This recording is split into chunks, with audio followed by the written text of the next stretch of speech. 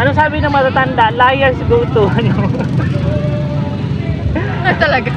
Although, thank you for honesty ma'am kasi sabi mo siguro 5 yung palagay mo, diba? So meaning, inaamin mo na guilty ka doon. Sabi ng Bible, without reasonable doubt. Beyond reasonable doubt. Ano, ano na to? Sentensahan na to agad. Now I belong to Jesus. Jesus belongs to me. Not for the years of time alone, but for eternity. Kunwari lang. Nabalitaan nyo din, merong magandang pasyalan sa kasiguran. Minsan may nanglilibre pa ng ice coffee. Kaso, ang problema, pagala-gala yung mga kriminal.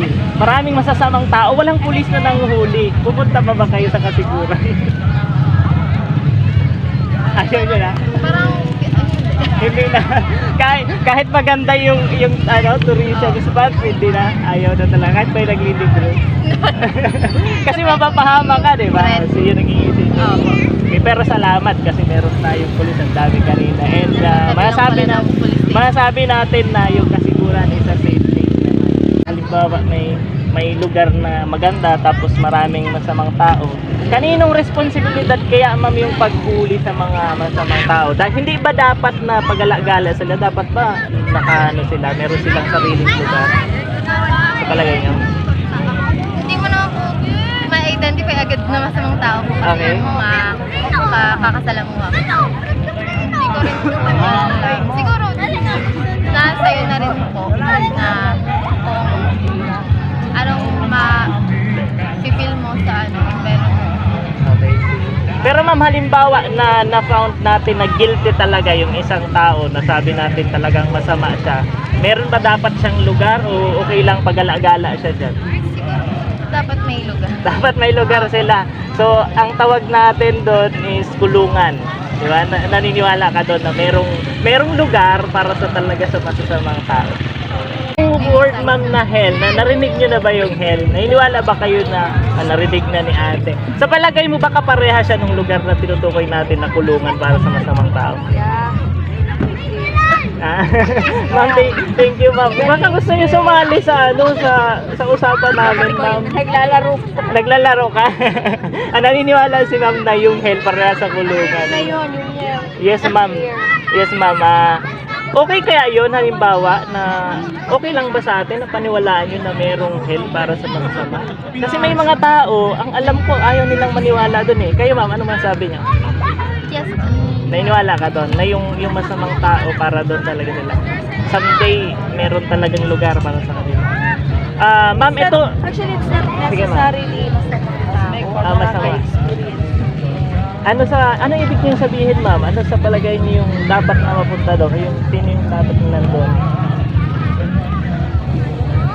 Kasi dito pa lang, if you don't feel good, parang may experience mo na Yung hell.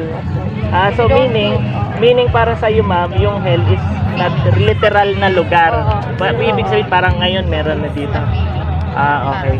So, sige po, tingnan natin. Kasi sabi sa Bible, meron din talaga ang hell eh. Ngayon, yung Bible, sabi ng Bible, sa masamang tao talaga yun. Ito ma'am, hindi ako nag-judge. It's a part of interview. Hindi ko naman kayo kilala, hindi ko alam yung background. Pero sa palagay niyo ma'am, from 1 to 10, 10 yung pinakamataas. Pwede yung 0 na lang, 0 to 10. Ano yung chance na pwede tayong mapunta sa hell? From 0 to 10, anong chance doon? 5. 50-50. Depende sa act mo. 50-50. Ma'am, okay lang, isali ko kayo sa tanong. Ano sa palagay nyo? From 0 to 10. Ma'am. Anong number doon, ma'am? Ano yun?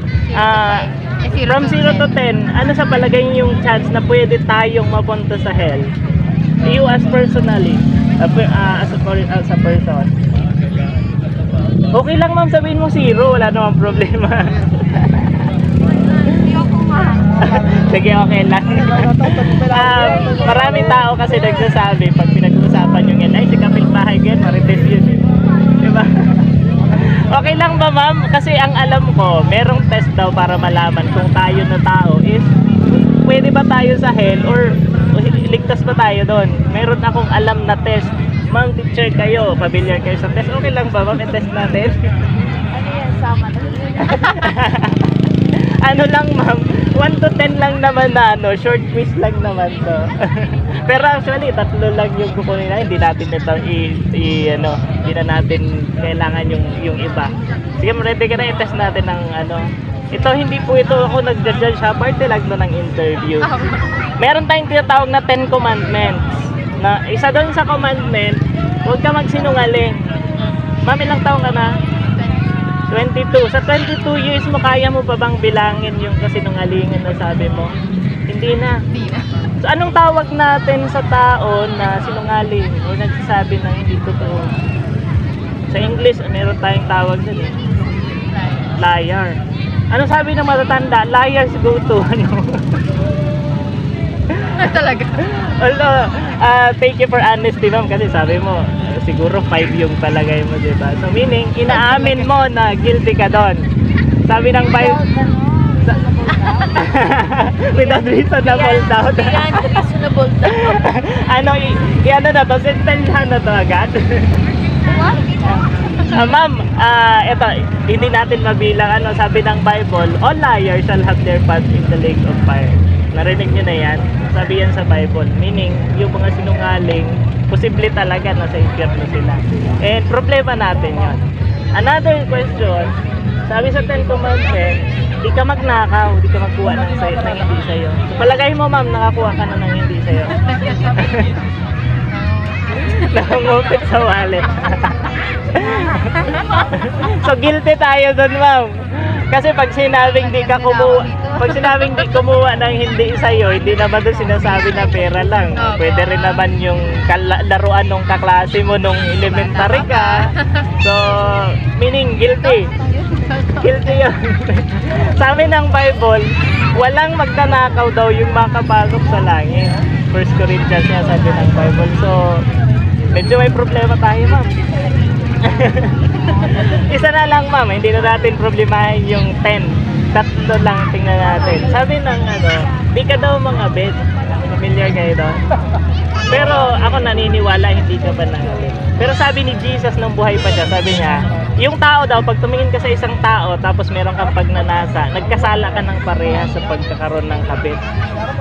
Nakakita ka ng isang tao, nakaisip ka na ng hindi maganda, yung tinatawag nating lust. Ano sa palagay niyo, ma'am? Guilty o not guilty? Wala tayong action na ginawa, ha? Nakaisip ka lang. No comment. Sige, kayo naman nakaalam ng sarili niyo, ma'am. Pero based on those criteria, ano kaya? Hell or guilty tayo sa hell or pwede kaya tayo sa langit na tinatawag? Guilty. Guilty agad. Ma'am, thank you sa honesty mo. Ano sa palagay mo? Does it concern you today or okay lang kahit kung anong mangyari? Siyempre, minsan po, parang may Naisip mo sana merong solusyon. Okay. Ma'am, thank you sa panahon mo kasi ako lumapit sa iyo hindi lang para mag-interview. Gusto ko rin i-share sa inyo yung tinatawag kasi na good news. Actually, meron tayong good news sa Bible. Ang good news, mas ma-appreciate mo kung alam mo yung bad news. Ang bad news, nagkaroon tayo ng kasalanan. Tatlo lang yung tiningnan natin sa 10 Commandments pero guilty tayo doon. Sabi ng salita ng Diyos, dahil guilty tayo sa kasalanan natin, may parusa, impyerno yun.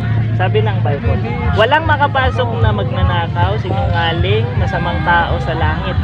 So may problema tayong malaki. Yun yung bad news. Pero merong good news, ma'am. Merong ginawa ang Diyos para yung tao makaligtas dun sa parusa, mapunta sa mas magandang lugar, yun yung langit.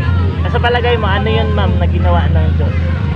Na para makaalis tayo dun sa parusa sa impyerno.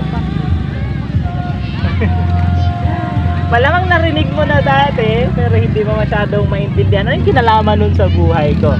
So, para mas malinaw, ma'am, sabi ng Bible, merong isang nagngangalang Jesus. Yung Jesus na yon, anak siya ng Diyos, kasama siya ng Diyos, at parte siya ng tinatawag na Trinity, tatlong persona ng Diyos. Nagkatawang tao siya, napako sa cross. Okay? Ngayon, nung napako siya sa cross, yung dapat na parusa sa tao na ibibigay sa kanya pag napunta sa impyerno, kinuha ni Jesus ngayon. Ngayon, napako si Jesus, namatay, sabi ng Bible, at nilibing after 3 days na buhay ulit. Ang good news doon, sabi ng Bible, ang sino man na nagkilala kay Jesus na nagbayad ng ating kasalanan, hindi ka na magbabayad ng kasalanan mo. Para kang, may sasakyan ba kayo, ma'am? May sasakyan kayo. Kunwari, natikitan ka, may mga pulis tayo maraming nahuhuli. Kunwari lang naman, natikitan ka, syempre kailangan magbayad ng ticket. Pero pagpunta mo sa LTO o kung saan pa man na opisina yon, merong nagsabi sa iyo, okay ka na. Nabayaran na yung ticket mo, umuwi ka na. So, i-insist mo pa ba na hindi, ako yung nagkamali, ako nahuli, dapat ako magbayad. Kailangan ba natin i-insist yun na magpasalamat tayo sa nagbayad? Ha? Magpasalamat. Sabi ng Bible, yung kasalanan natin pinayaran ni Jesus. So hindi na natin kailangan i-insist, Lord, ako yung nagkamali, ako parusahan mo. Maganda nga yun na hindi na tayo paparusahan. Kailangan lang, sabi ng Bible, kilalanin mo, si Jesus nagbayad ng kasalanan mo, namatay siya, na after 3 days, nabuhay siya ulit, bumalik siya sa langit. Ang sino man daw nagkilala sa kanya, makabalangit. So ma'am, ang tanong ko, last na to, sa palagay mo, naranasan mo na yan, nakapatawaran na ng kasalanan, naranasan mo na yung kaligtasan, at meron ka ng kasiguraduhan na papasok ka sa langit. Sa palagay mo, meron ka na nun o wala ba? Sana meron na. Sana meron. Kasi sabi ng Bible, kung kahit ngayon mismo, kikilalanin mo si Jesus na tagapagligtas, magsisi ka sa kasalanan mo, pwede kanyang iligtas. Sabi ng Bible, for God so loved the world that He gave His only begotten Son, si Jesus yon, whosoever believe in Him should not perish but have everlasting life. Gagawin niya tayo, sabi doon, ang naniwala kay Jesus, gagawin niya tayong anak niya. So kung anak niya tayo, pinatawad tayo sa kasalanan, at balang araw, makakapasok tayo sa bahay niya, yun yung sa langit. So ang kailangan natin gawin ngayon, kasi nakikita naman tayo ng Diyos, nairinig niya tayo kahit hindi natin siya nakikita. Sabi ng Bible, kung tawag ka sa kanyang pangalan ngayon, iligtas ka niya. So ma'am, sana mapag-isipan nyo kung ito kasi ng mga sinabi ko, nasa Bible yung lahat. Pwedeng mamaya pag uwi mo maisip mo, o nga no, paano kung mamatay ako, mapunta ako sa impyerno, pero merong Jesus, so tawag ka kay Jesus, Lord, inaamin ko makasalanan ako, patawarin niyo po ako, kinikilala ko kayo na tagapagligtas. Kahit matutulog tayo, pwede natin gawin yon, pwede tayong magkaroon ng kaligtasan. So ma'am, sana mapag-isipan mo, kung totoo yan, sana mangyari man sa iyo yung kaligtasan. Okay? So salamat ma'am sa panahon mo, pasensya na sa abala. Babalikan ko kayo, kukunin ko yung ice coffee na pinangako ko. Pero okay lang ba yung pag-pray ko kayo ma'am? Dixie, madali lang to, okay lang ba? Sige po, ma-pray ako. Lord, thank you sa time po ni Ma'am Dixie. Salamat po sa honesty niya. Sana po